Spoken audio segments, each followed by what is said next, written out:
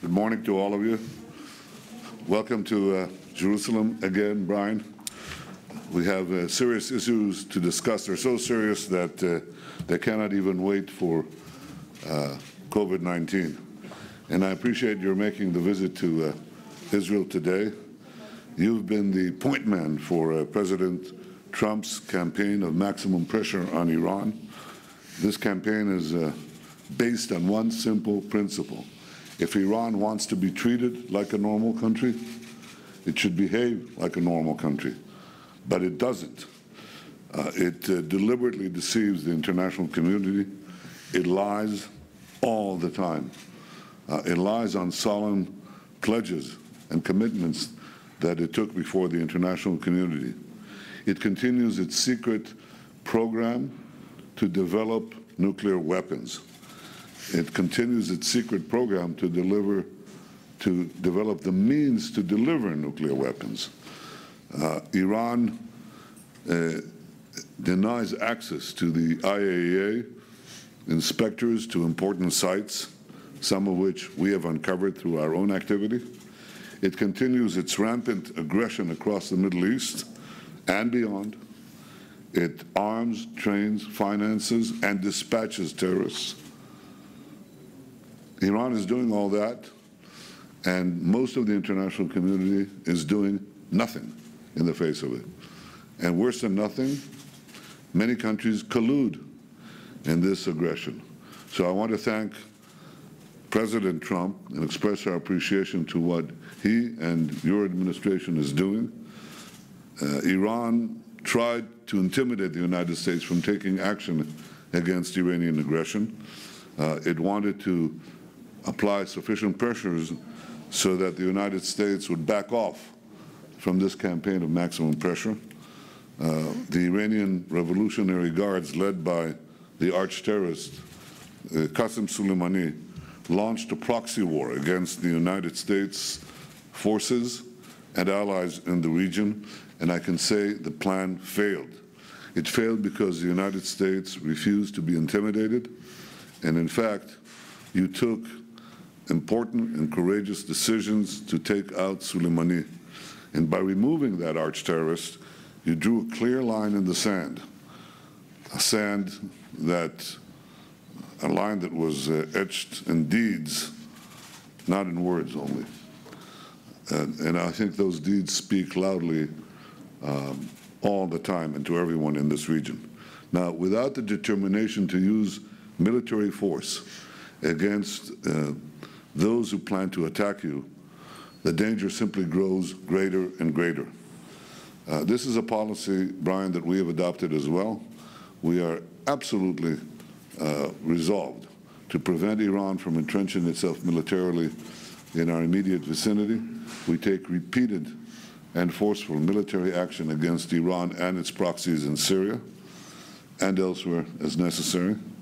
And I say to the Ayatollahs in Tehran, Israel will continue to take these actions necessary to prevent you from creating another terror and military front against Israel in Syria. And I say to Bashar al-Assad, you are risking the future of your country and your regime. Israel will not allow Iran to establish a military presence in Syria. Brian, in response to the repeated Iranian provocations and violations, you have taken important actions, and I believe it is time to implement now snapback sanctions. I don't think we can afford to wait.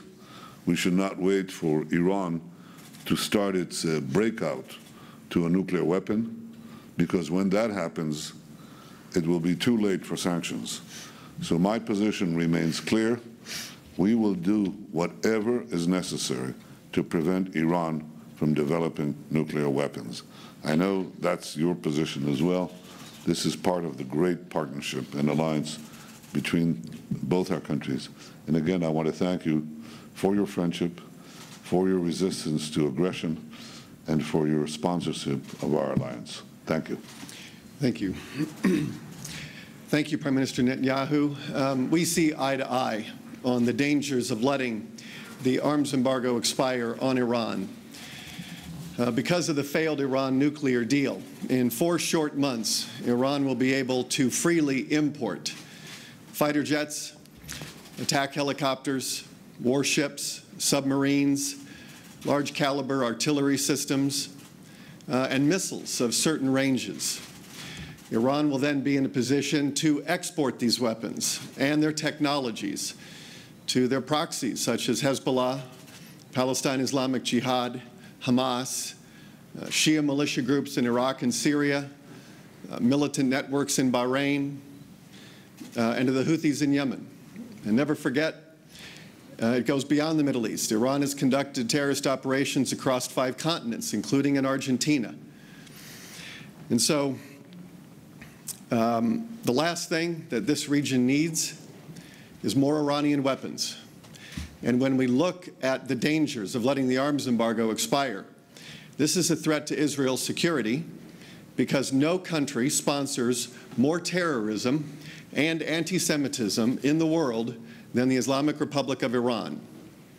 But it is not only a danger to Israel's security. It is a danger to Saudi Arabia, UAE, Bahrain. And I have visited these countries on my trip to the Middle East. And they are saying the same thing in a very loud and clear voice to the UN Security Council, that the 13-year arms embargo on Iran must be continued. It cannot expire. And I challenge any country to make the national security argument for letting the arms embargo expire. And so the United States and Israel, working together, as we have for many decades, will ensure that one way or another, the arms embargo will not expire and it will be extended. Thank you. Thank you. Thank you. I was so swept away by the strength of our friendship that I grasped your hand. So now we both we'll both do this. We'll do this because we're committed to the Corona regime and to our friendship. Yes. And therefore, this is another elbow shake. All right. That's it. That's as far as we go. Thank you. All right, great. Thank you.